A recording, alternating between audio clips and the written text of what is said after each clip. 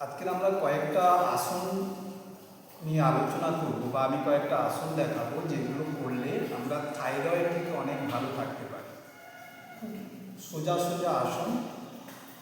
আমরা সবাই জানি থাইরয়েড গ্ল্যান্ডটা এই জায়গায় থাকে, ফলে থাইরয়েড গ্ল্যান্ডটাকে যত আমরা অ্যাক্টিভ রাখতে পারবো তত আমরা থাইরয়েড থেকে মুক্তি পাবো। তো প্রথমে যেটা করতে হবে, আমাদের খুব সাধারণ কিছু রোটেশন, যেটা আসন না বলে সূক্ষ্ম ব্যায়াম, যেটা হচ্ছে আমাদের এই নেকে গলাতে হবে। তো প্রথমে আমরা কি করব, আমাদের ঘাড়টাকে এইভাবে শ্বাস একদম লম্বা হয়ে প্রথমে শ্বাস নিলাম, ছাড়তে ছাড়তে ঘাড়টাকে আমরা এইভাবে ডান দিকে টুইস্ট করব, শ্বাস নিতে নিতে সেন্টার, আবার বাম দিকে টুইস্ট করব, একদম বাম কান বরাবর, আবার শ্বাস নিতে নিতে সেন্টার। এটা 1 রাউন্ড হলো। এইরকম আমরা মিনিমাম 3 রাউন্ড করব। এরপরে আমরা কি করব, আবার একটা লম্বা শ্বাস নিই, শ্বাস নিতে নিতে আমরা এইভাবে বেন্ড করব গলাটাকে, ডান কান যাতে ডান কাঁধ ছুঁয়ে যায় সেই ব্যাপারে খেয়াল রাখব। আবার ধীরে ধীরে আমরা সোজা করব, আবার শ্বাস নিতে নিতে বাম দিকে বেন্ড করব, আবার সোজা করব। এইভাবে আমরা এটা মিনিমাম 3 থেকে 5টা রাউন্ড করব। এটা হয়ে যাওয়ার পরে আমরা ঘাড়টাকে সামনে পেছনে এইভাবে বেন্ড করব। প্রথমে সামনে নিচ্ছি, সেন্টার, পেছনে নিচ্ছি, আবার সেন্টার 1 রাউন্ড। তারপরে ঘাড়টাকে আবার আমরা এই জায়গাটাতে নিলাম, নিয়ে ডান দিক থেকে রোটেট করব, এই পর্যন্ত শ্বাস নিলাম, এখান থেকে শ্বাস ছাড়ছি, এটা 1 রাউন্ড। এটাও আমরা একইভাবে 3 থেকে 5 রাউন্ড করব।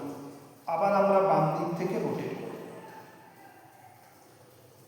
ঘাড়টাকে সোজা করব। এইবারে ঘাড়টাকে সোজা করে আমরা কি করব, শ্বাস নেব।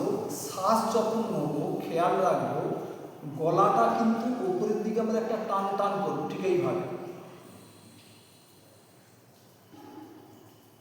আবার ধীরে ধীরে আমরা শ্বাস ছাড়বো, গলাটাকে আমরা লুজ ছেড়ে দিলাম। অর্থাৎ প্রথমে যখন শ্বাসটা আমরা নিচ্ছি তখন গলাটাকে খিঁচে ওপরের দিকে তুলবো টান টান করে। আর একবার ফলো করি,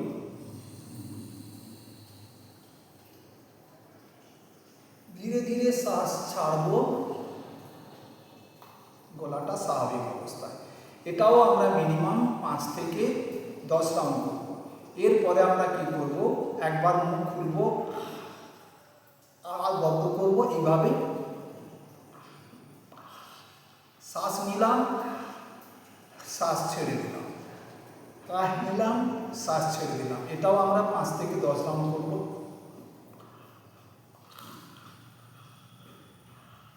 5 থেকে 10 রাউন্ড। এরপরে আমরা কি করব, ধীরে ধীরে বজ্রাসনে বসে যাব। বজ্রাসনে বসে যাওয়ার পরে হাঁটুর উপরে এইভাবে বসছি,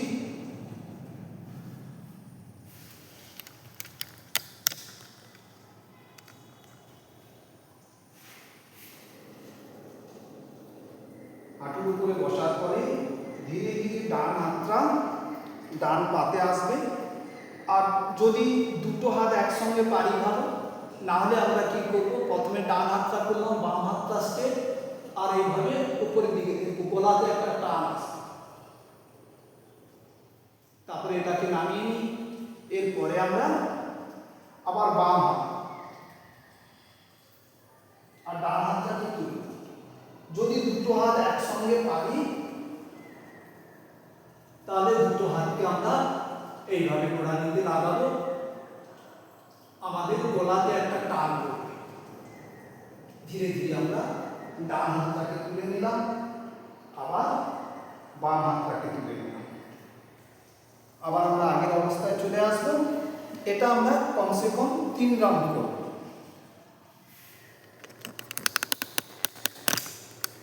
এরপরে ধীরে ধীরে আমরা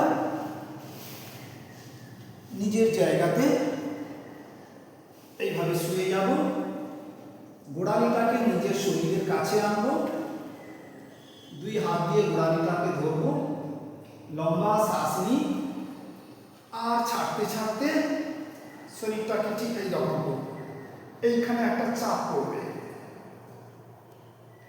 আমরা এই অবস্থায় 5 থেকে 10 বার সাধারণ শ্বাস নেব, তারপরে ধীরে ধীরে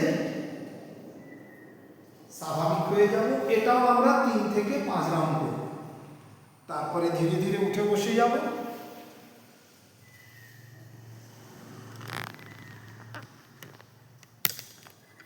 উঠে বসার পরে আমরা আবার বজ্রাসনে চলে আসব। বজ্রাসনে আসার পরে দুটো মুঠি করব, মুঠিটা হালকা হবে, কাঁধের সামনে দুটো মুঠি আছে, মুঠিটা সামনে দিকে, আর দুটো যে কনুই আমার শরীরকে ছুঁয়ে থাকে। তো প্রথমে কি করব, একটা লম্বা শ্বাস নেব, আর হাতটা উঠে যাবে। হাতটা যখন উপরে উঠবে তখন হাতের তালু খুলে যাবে,